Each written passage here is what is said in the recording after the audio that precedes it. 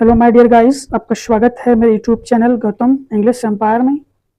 आज की क्लास में मैं आपको जॉन मिल्टन की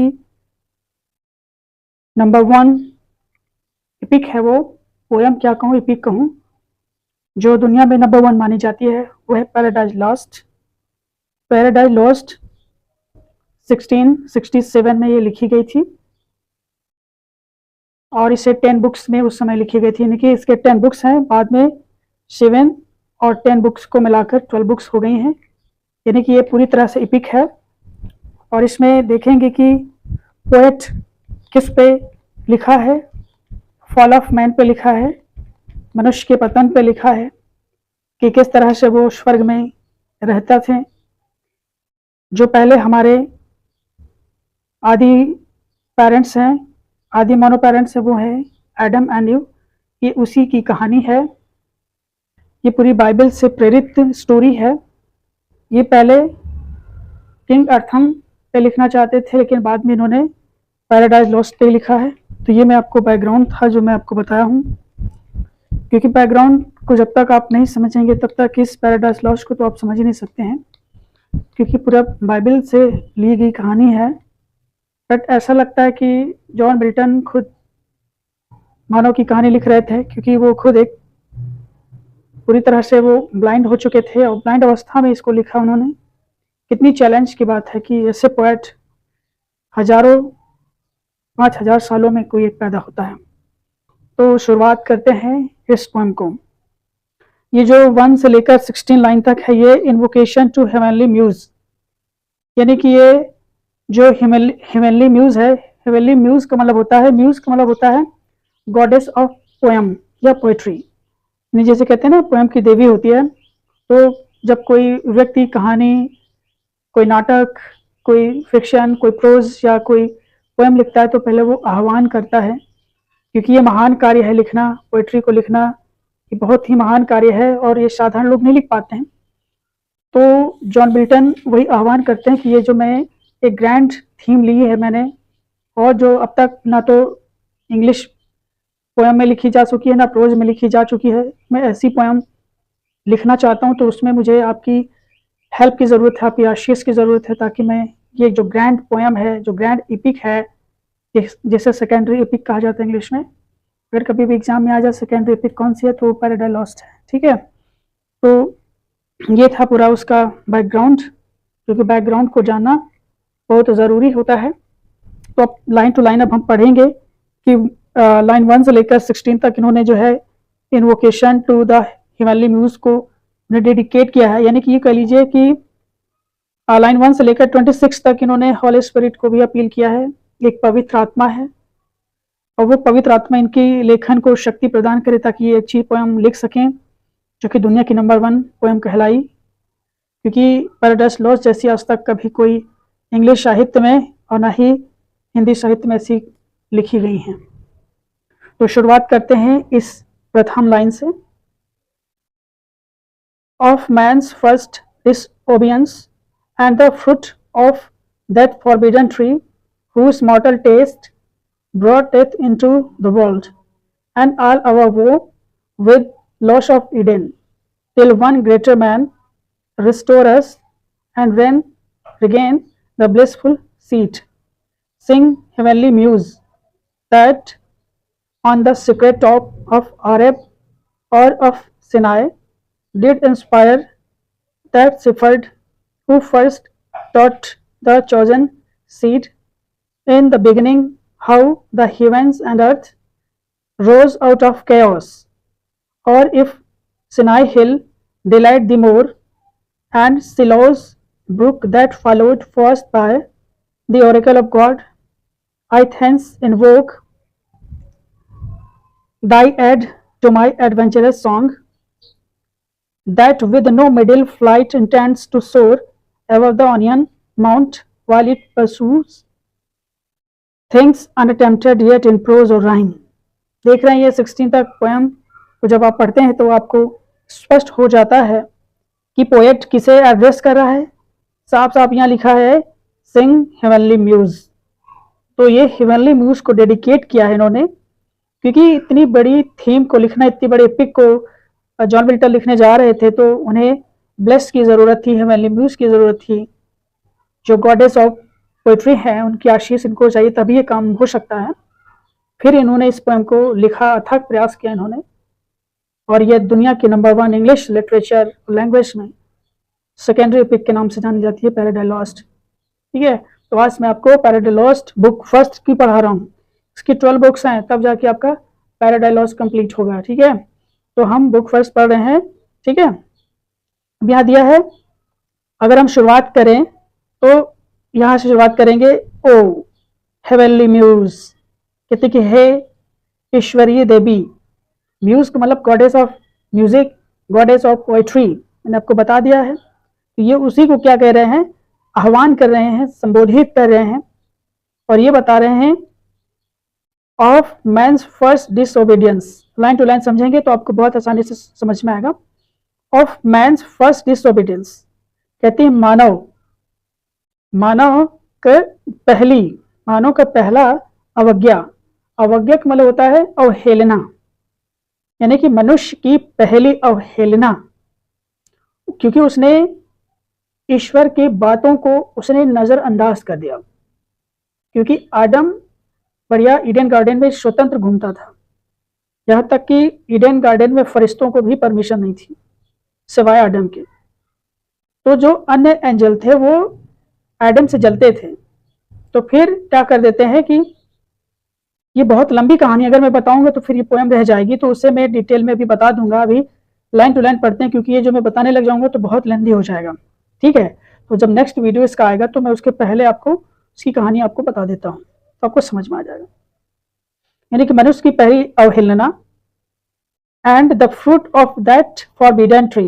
देखिए फॉरबिडन ट्री है, फॉरबिडन का मतलब यानी कि वहां पर मना है उस पेड़ में पर जाना, उस पेड़ के फल को खाना, फ्रूट माने फल को खाना पूरी तरह से पाबंदी थी। ईश्वर ने मना कर दिया था कि आदम आप इस पेड़ को नहीं खाएंगे, क्योंकि जिस दिन आपने इस पेड़ के फल को अपना चखा, अगर आपने खाया तो मृत्यु को प्राप्त हो जाओगे और तुम्हें स्वर्ग से वंचित होना पड़ेगा। हालांकि आदम ने इस बात की पूरी पालन किया, वो कभी नहीं खाया, लेकिन ईव की बदौलत आदम को भी ईडन गार्डन से निष्कासित होना पड़ा। बहुत ही इंटरेस्टिंग है, आई होप आपको बहुत इंटरेस्टिंग लगेगा। अगर लिटरेचर के स्टूडेंट है तो आपको तो फिर मुझे समझाने की जरूरत ही नहीं है। कहते हैं मनुष्य की पहली अवज्ञा, और उसने जो खा लिया उस tree of knowledge.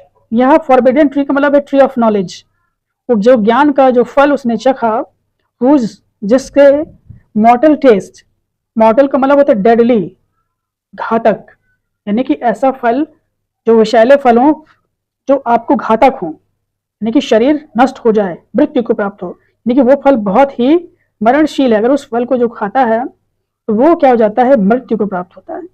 Brought death into the world, और वो इस दुनिया में मृत्यु लाया, यानी कि अगर इंसान उस फल को न खाता तो धरती पर भी मृत्यु न आती, क्योंकि इन्हीं की वजह से मृत्यु आई, क्योंकि बाइबल में बताई गई है।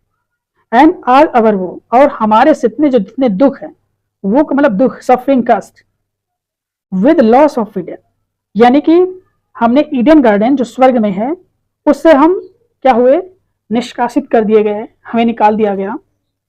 तो ये सबसे बड़ा दुख था हमारा। टिल, जब तक वन ग्रेटर मैन, यहाँ वन ग्रेटर मैन ये जीसस क्राइस्ट के लिए यूज हुआ है, ईसा मसीह के लिए यूज हुआ है। वही आपको रिस्टोरस, हमें उद्धार करेंगे। रिस्टोरस का मतलब है मुक्ति दिलाएंगे, हमें क्या दिलाएंगे, मुक्ति दिलाएंगे। स्टोरस, हमें मुक्ति दिलाएंगे।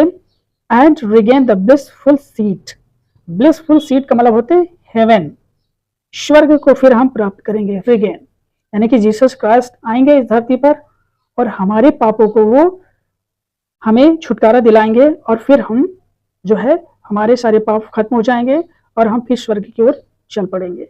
ठीक है, यानी कि स्वर्ग को प्राप्त होंगे, यानी कि वहां पर भी अलाउ हो जाएगा जाना।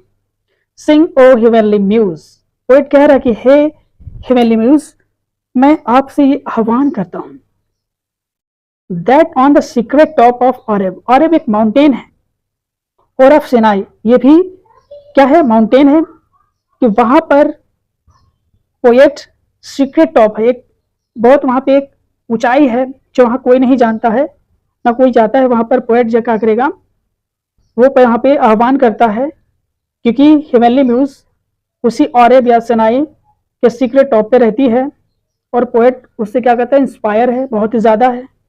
Did inspire that shepherd, yes that shepherd Moses के लिए आया है, जो मूशा को आपने प्रेरित किया था, इंस्पायर किया था, वो माने जिसने फर्स्ट पहली बार टॉट सिखाया द चोजन सीड। यहाँ चोजन सीड का मतलब होता है द पीपल ऑफ इजराइल, यानी कि इजराइलिटीज, यानी इसराइल के लोगों को उन्होंने बताया था, सिखाया था। क्या? इन द बिगिनिंग, शुरुआत में, हाउ कैसे the heavens and the earth rose out of chaos, कितनी उथल पुथल के से, यानी कि उथल पुथल की वजह से स्वर्ग और धरती का निर्माण हुआ है। ठीक है, ये शुरू में, क्योंकि ये मूसा ही इजराइलियों को बताया था कि ये जो स्वर्ग और आपका अर्थ है, ये चांद सितारे हैं, सब ईश्वर ने इसे अपने हाथों से बनाया है।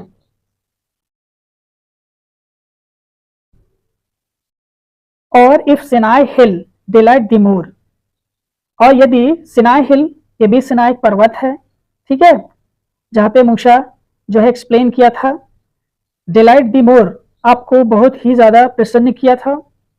और Siloa's brook followed first by the oracle of God.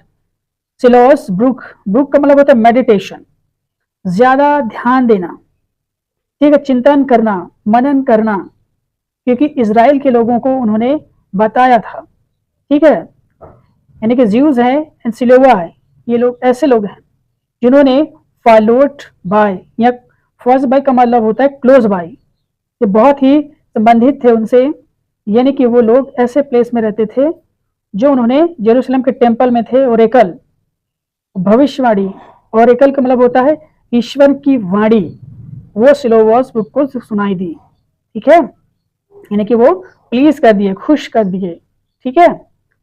I thence invoke thy aid, वो ये भी कह रहा है कि मैं इस प्रकार इनवोक करता हूं, आह्वान करता हूं, दाई माने योर, एड माने हेल्प, आपकी सहायता के लिए, माय मेरी, एडवेंचरस, यहाँ एडवेंचरस का मतलब होते हैं एम्बिशियस, बहुत ही महत्वाकांक्षी, बहुत ही प्रेरणादायक ये जो गीत है, यानी कि ये जो पोयम है वो मैं लिख रहा हूं, मुझे इसमें आपकी सहायता की आवश्यकता है, जरूरत है, क्योंकि बिना आपके आशीष के इतनी बड़ी पोयम की रचना ही नहीं की जा सकती। That with no middle flight intends to soar, कहते हैं कि इसका कोई मिडिल रास्ता नहीं है, भाई इसका कोई शॉर्टकट नहीं होता है, अच्छे कार्यों के लिए हमेशा सही रास्ते पर ही चलना होता है, ठीक है, क्योंकि ये एम्बिशियस पोयम है और इसको उसे प्राप्त करना है। तात्पर्य है कि ये जो इनकी पोयम है ये कोई नॉर्मल पोयम नहीं है, ये बहुत ही उम्दा है, बहुत ही सबसे शिखर पे ये पोयम मानी जाती है, क्योंकि एक एपिक है ये, ठीक है। तो इसीलिए कहते हैं कि टू सोर above the anion mount, anion mount का मतलब होता है हेलिकल माउंट, यानी कि ये क्लासिकल पोएट्री में इसको वर्णन किया गया है जो कि डील करती है, ठीक है। वाइल इट परशूज, परशूज का मतलब यहाँ पर है ट्रीट्स ऑफ, परशूज का मतलब है ट्रीट्स ऑफ, जिसके बारे में वो ट्रीट करती है, ट्रीट का मतलब होता है जिक्र करती है, थिंग्स अनअटेम्प्टेड, यानी कि अभी तक इस प्रकार की थीम अभी तक प्रयास नहीं किए गए, अर्थात नहीं लिखी गई है, येट इन प्रोज और राइम, न ही प्रोज में न ही पोइट्री में इस तरह की अब तक ग्रैंड पोयम नहीं लिखी गई है। आई होप ये 1 से लेकर 16 तक आपको समझ में आ गई हो।